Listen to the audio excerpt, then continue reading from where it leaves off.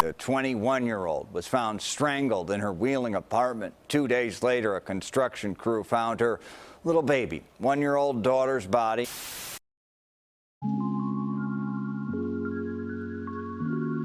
Illinois man arrested in Missouri, now facing charges for the murder of a Wheeling mother. And more charges are expected after authorities also recovered the body of Janiah Murphy's 1-year-old daughter from an Indiana retention pond. WGN's Jenna Barnes now live in Wheeling with the very latest. Jenna. Yeah, Ray and Micah, police say the suspect is the man last seen with that young mom. He was taken into custody as a person of interest in Missouri earlier this week. It's a murder case that spanned 3 states since Tuesday. That's when 21-year-old Janiah Murphy's family called police because she didn't show up for work. When officers went to check on her, they found her dead, strangled in her Wheeling apartment. Her 1-year-old daughter, Jacqueline Angel Dobbs, missing. Police tracked down the man last seen with Murphy. They found 26-year-old Emil Fowler, along with the vehicle they were looking for, in Missouri Tuesday evening. Springfield, Missouri police took him into custody, initially as a person of interest. They say he had a previous relationship with the young mom, but wasn't Angel's father. At the time he was taken into custody, there was still no sign of Angel. Not until construction workers in Indiana discovered her body Thursday afternoon in a pond off I-80 in Hammond. This afternoon, the Cook County State's attorney charged Fowler in Murphy's death. The Greene County, Missouri jail where he's being held lists first-degree murder as the charge he faces. He's not charged in Angel's death, but Wheeling police say their investigation isn't complete. They anticipate more charges against him. For the first time, we are hearing from the family of Janiah Murphy. The 21-year-old was found strangled in her Wheeling apartment. 2 days later, a construction crew found her little baby, 1-year-old daughter's body in a Hammond retention pond.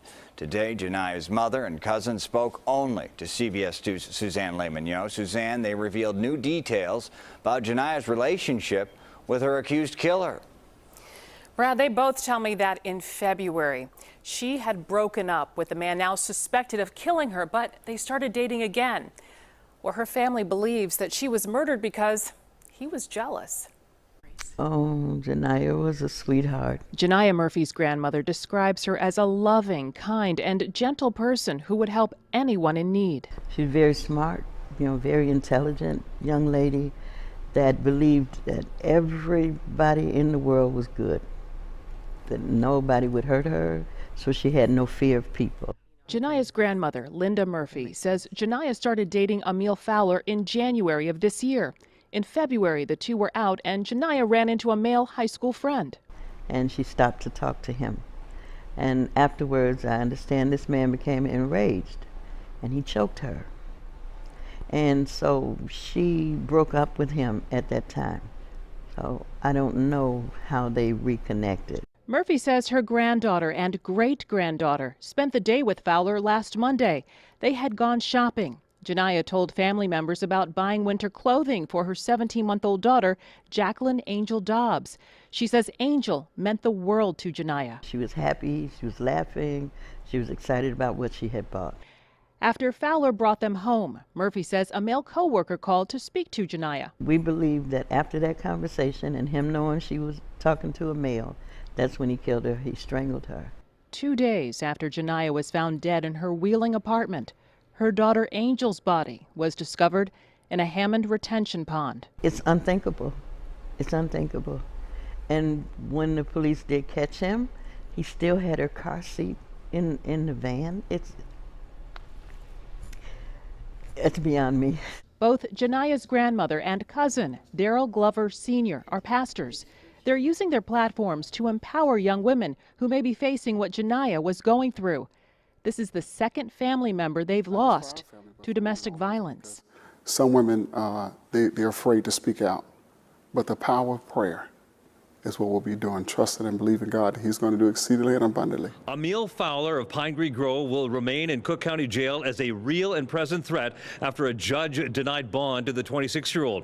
He is charged in the deaths of his on-again, off-again girlfriend, Janiah Murphy. Their family was in court today as the state's attorney laid out the evidence against Fowler, a combination of video and cell phone data placing the accused with Murphy and Angel on Monday, November 8th, as the three of them shopped for baby shoes at Woodfield Mall and later later at her Wheeling apartment. The state asserts later that night an argument erupted between Murphy and Fowler over phone calls she was getting from the father of her baby, whom the state's attorney calls Witness 3.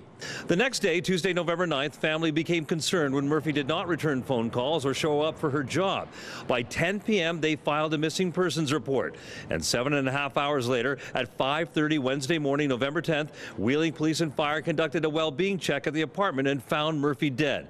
The preliminary autopsy showing she was strangled. There was a strong smell of bleach in the air, and the baby was gone.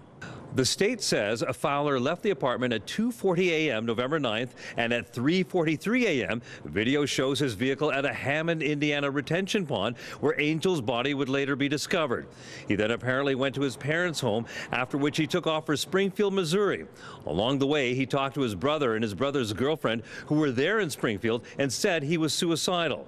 A warrant was issued for Fowler's arrest Friday, November 12th. And when he was arrested, prosecutors say his vehicle had bloody clothing in it and the stench of bleach. The family of Janiah Murphy saw Mr. Fowler come into court wearing an orange jumpsuit and favoring his right hand. They also heard how another charge has been laid against him, this for aggravated kidnapping, as well as the fact that he has a 2017 felony conviction for unlawful restraint. For that crime, he served 24 months probation. He'll be back in court here in Rolling Meadows on December the 10th.